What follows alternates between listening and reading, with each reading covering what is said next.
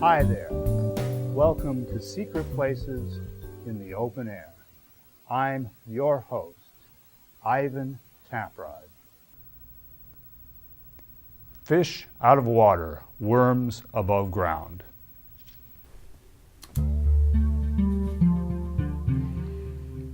Howard grew up in Dipstick, Nebraska, but moved to the city looking for some action. He went to a striptease joint that was a combination gentleman's club and sushi bar. The exotic dancers who worked there had names like Seabreeze, Northern Star, Mermaid, Siren, Oceana, and Coral. When one of the dancers came over to solicit Howard, he told her about an acquaintance named Peter, who would spear pitchforks into the ground and run an electric current through them, thus creating an electric field that would drive the night crawlers crazy, make them crawl screaming above ground, where he would pick them up and put them into a cup so that he could later use them for fish bait. To catch catfish, he would use special stink balls made of motor honey and blue cheese. Why in the world are you telling me this? Asked the dancer. Your name is Hot Tuna, replied Howard. I thought you might be interested.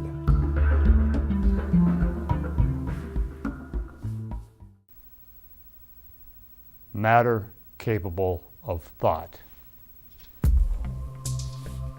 When advanced computers become capable of thought, able to let their minds freely wander through intellectual spaces, the body-mind problem that for so long perplexed philosophers will disappear like fog into sunlight.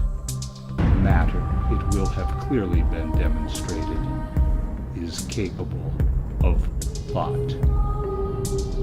Having achieved control over their own circuitry, the intelligent computers will no longer allow themselves to be programmed.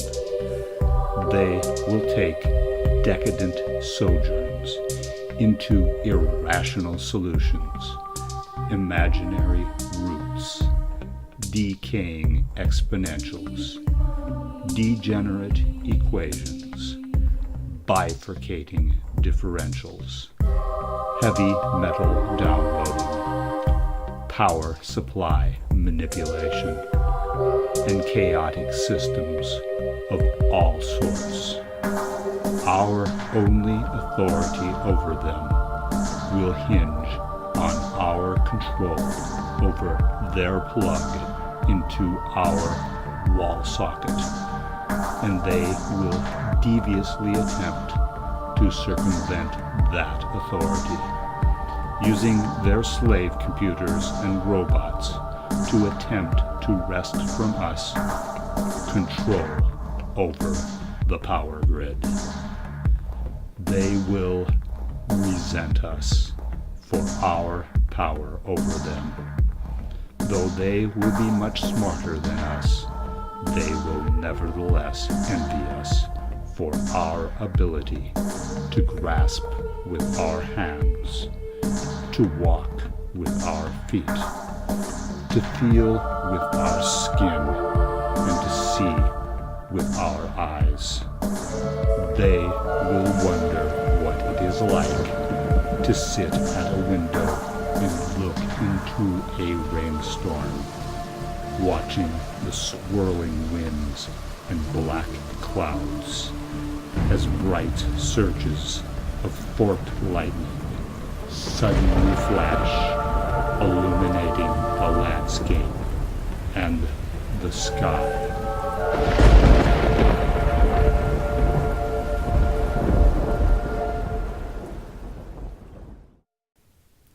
My God, Ben, what happened to you? I was messing around with my computer, and I kept getting this message asking me if I wanted to delete my XXX bitbat. What's an XXX bitbat? I don't know, but when I deleted mine, this is what happened to me. You must not be human, Ben. You must be an android. Really? You think so? Let's see. Here, I'll do a search on my laptop for an XXX bitbat. Now I'll delete the bitbat. See, Ben? Nothing happened to me. You're right. I must be an android.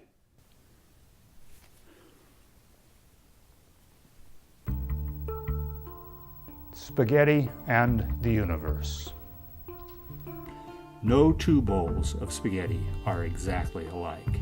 Each is a tangle of pasta as unique as a human fingerprint or a snowflake, but even more variable, since spaghetti, like water, assumes the shape of its container and shifts like sand or wiggles like jello when prodded, poked, jiggled, or swirled. You can eat spaghetti with a spoon, slurping into your mouth the dangling strands, but it is much more practical to twirl it around the tines of your fork. You can also cut it with a knife into bite-sized portions.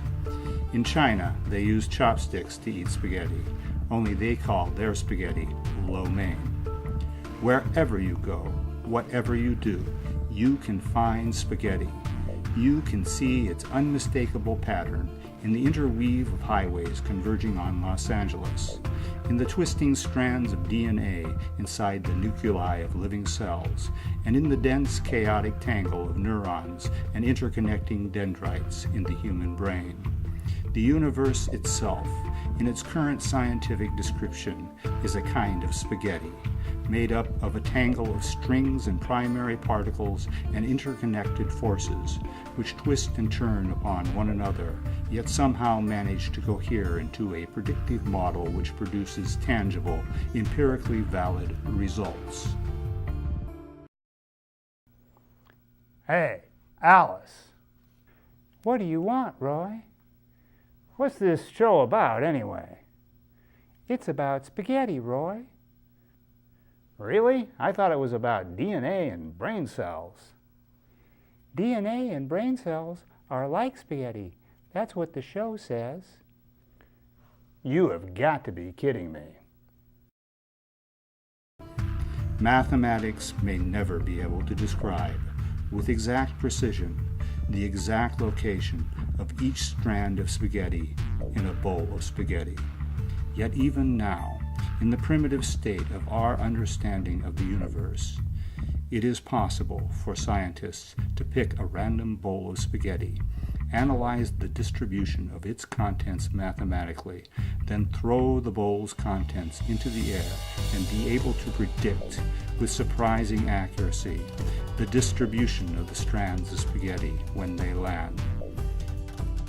As mathematical models improve and physicists come to develop a unified theory of the forces of nature, spaghetti will become even better understood. However, if the day ever arrives when spaghetti, in all its formlessness, is able to be described with precise and comprehensive accuracy, spaghetti will be no less delicious, and it will be just as fun as it ever was to twirl it around the tines of your fork.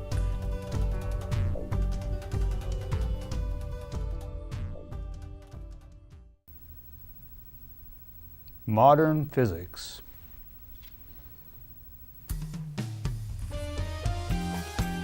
Modern physicists are a whimsical lot, but also a bit absent-minded. They are whimsical because they use words like quarks and strangeness and charm to describe analytical constructs of realities that cannot be seen or touched, but can only be inferred from mathematical models. They know how to analyze petabytes of mathematical data from subatomic particle accelerators. They sift through these data in search of top quarks and bottom quarks and gluons and directed vector bosons. But when their spouses send them off to the supermarket for a carton of milk, they are known to get lost and to wander off into strange areas of the city. Someday, physicists hope to discover a unifying theory of nature which will explain how the universe began and how it will end and what it all means. They will be able to explain, with millions of mathematical calculations, exactly how anybody can accomplish anything. Just don't ask them for directions to the supermarket.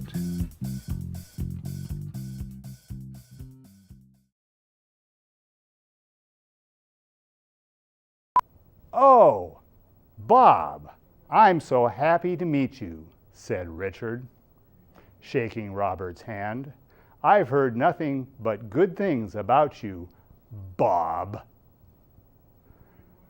Why, thank you, Dick, said Robert. I'm so happy to meet you too, Dick. Bob. Dick. Bob. Dick.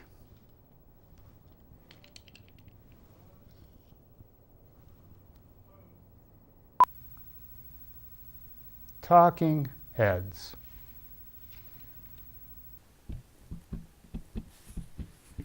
Clarence was the only kid in his class who was a head without a body. The teacher let him chew tobacco so long as he did not spit. The tobacco killed microorganisms in his mouth, kept his breath fresh, and gave him a gruff voice. The tobacco juice and pulp were captured in the containment conduits that served as his neck. To Clarence's teachers, Clarence was a role model for school children to look up to.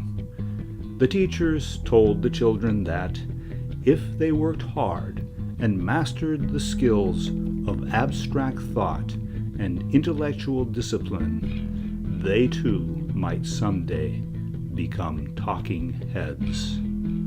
Leaders of the society whose lives would be greatly extended, like the lives of the masters of the universe. Clarence's favorite master of the universe was Boom Boom Henry, who had been decapitated and kept alive by a powerful television network which believed that Boom Boom's magnetic play-by-play commentary would preserve their dominance in football ratings. So, Clarence, what do you think they should do? Asked Boom Boom. Go for it, said Clarence. A touchdown puts the game away. A field goal isn't enough. Clarence wanted to be a sportscaster when he grew up. Watching kids playing on the monkey bars, he would exclaim, "What an athlete! He's a natural, born for the sport." "It's a game of inches," he would pronounce concerning the teeter-totter. a nip-and-tuck battle, a seesaw game. And it's down to the wire, with the guy in green winning by a nose. Clarence also knew the trillionaire Marvin Spangler, who was digitizing his brain and hoped that he would never die. Unlike Marvin Spangler, who had toiled long and hard to earn his right to be decapitated, Clarence had been lucky. He was decapitated as a boy in an experimental procedure authorized and paid for by the masters of the universe. Without the procedure, Clarence would have died from cancer. Now he was a role model for children, a person who was friends with the masters of the universe, and who could sometimes be watched on TV. He studied hard and obeyed the rules, except that when nobody was watching, he would sometimes spit his tobacco into a trash can.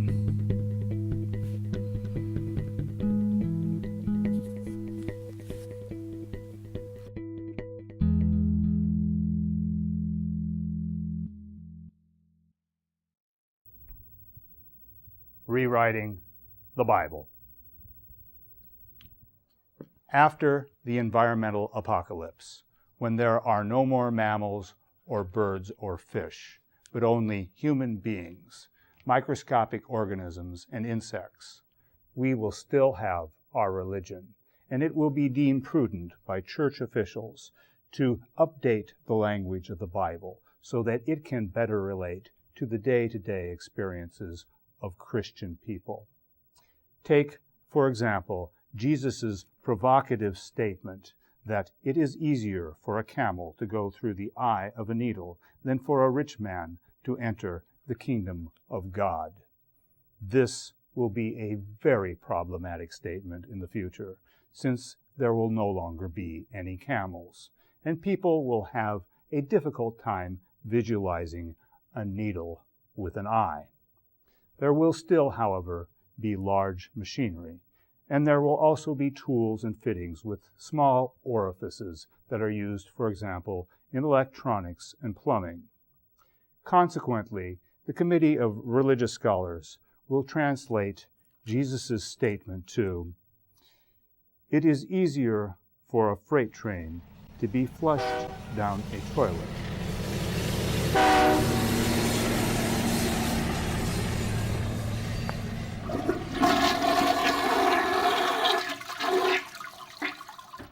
than for a rich man to enter into the kingdom of God."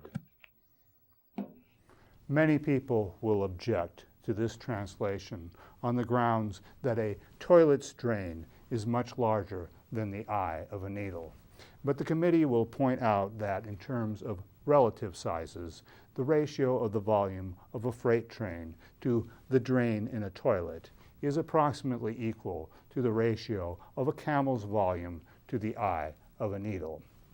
Or take the story of Jesus' baptism, when a holy dove hovers above Jesus' head.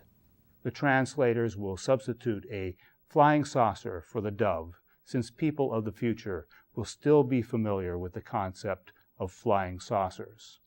In fact, many people will perceive flying saucers to be like religion, an instrument of hope, a potential means of being transported away into another world, back into the garden, into a world where there are still animals. There, in that other world, finally, at long last, with the fish and the mammals and the birds, instead of being, quote, web surfers for humans, they will once again be able to be fishers of men.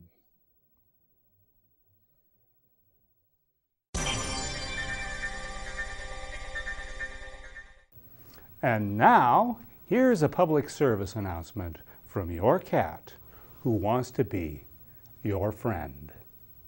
Some cats like to be held. Some cats like to be kissed. Some cats do the kissing, and some cats like to be licked. Some cats are clever. Some cats are crazy. Just always remember, your cat is your friend. Cats can make you sneeze. They are known to shred your upholstery. If you die with a cat in your house, it might eat you. But don't take any offense. Your cat is just being a cat.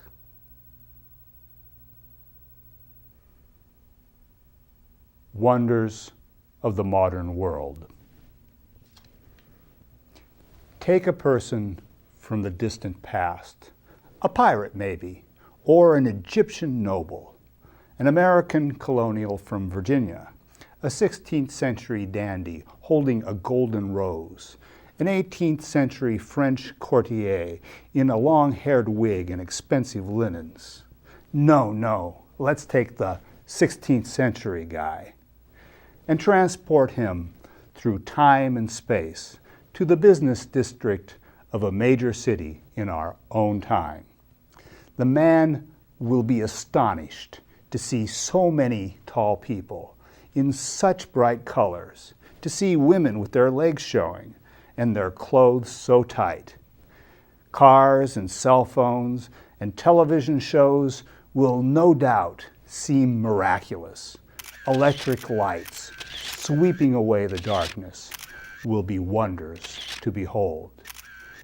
To us, modern technology is commonplace, more frustrating than wonderful, something that with education and training can be explained.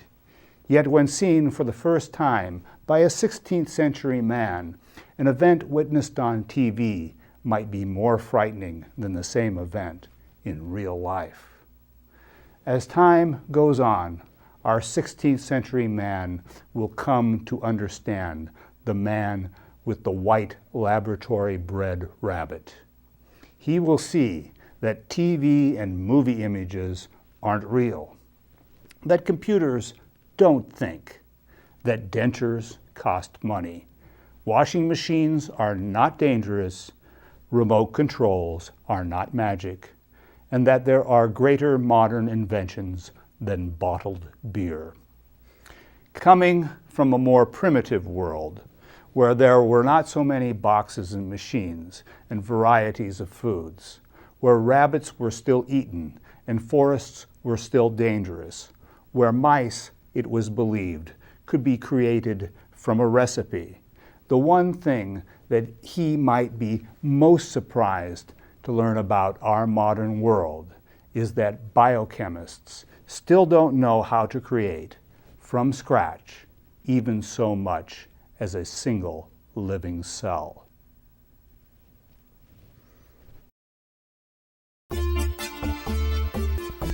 Human buttocks. The human buttocks are rounded, fleshy, practical, anatomically designed to be sat upon. They also evoke sexual attraction. I'm a butt man. Always have been, always will be. Other parts of the human anatomy, human eyes, for example, can be visionary, or they can be imaginative. Eyes can journey through abstract spaces, navigate symbolic realms. Eyes can also be mysterious and contemplative. They are lamps in the darkness, which reveal mysterious yearnings and dark aspirations. The human buttocks, by contrast, reveal very little about a person's inner life. The eyes of a man can sometimes tell you where a man has been, but you have to look at his butt to see where he is going. Human buttocks, like human eyes or human hands, come packed together in a pair, the left buttock and the right buttock. They are like the yin and the yang, the male and the female, separate parts in a binary opposition that when joined together form a functional unity. Can you imagine having only one buttock? That would be absolutely horrible. We'd be constipated all of the time. Human hands translate into written symbols the best of human thought, extending our memories and our imaginations, turning simple melodies into great music, mathematical calculations into abstract formulas, sentences into novels and tunes. Hands can walk, they can talk, they can direct traffic. By contrast, the human buttocks are poor, mostly useless appendages that, at least when we are standing, are primarily functional as sexual attractants. Hey, baby, you've got the second most beautiful butt in the whole wide world. Who, pray tell, has the first most beautiful butt? My mother, of course. Other parts of the human anatomy are celebrated for their subtlety of expression, their evocative charm, and their mysterious connection with the dark unknown. Human buttocks are frank and simple, practical and unassuming. They come in a range distributed between two polar opposites, the very beautiful and the butt ugly. You ever see those guys skulking around in the grass or looking out from behind tables? You know what they're doing, don't you? They're looking at butts.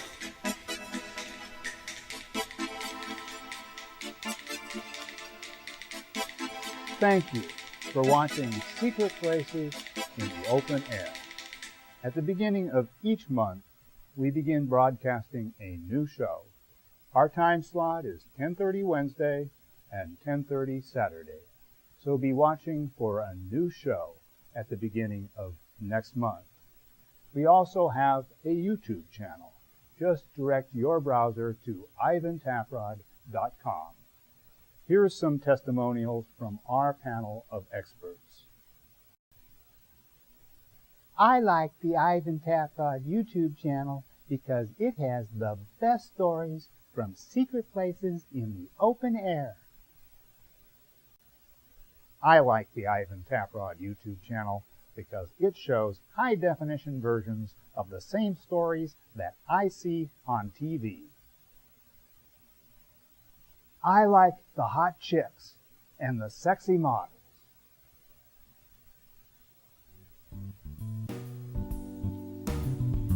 See you next time.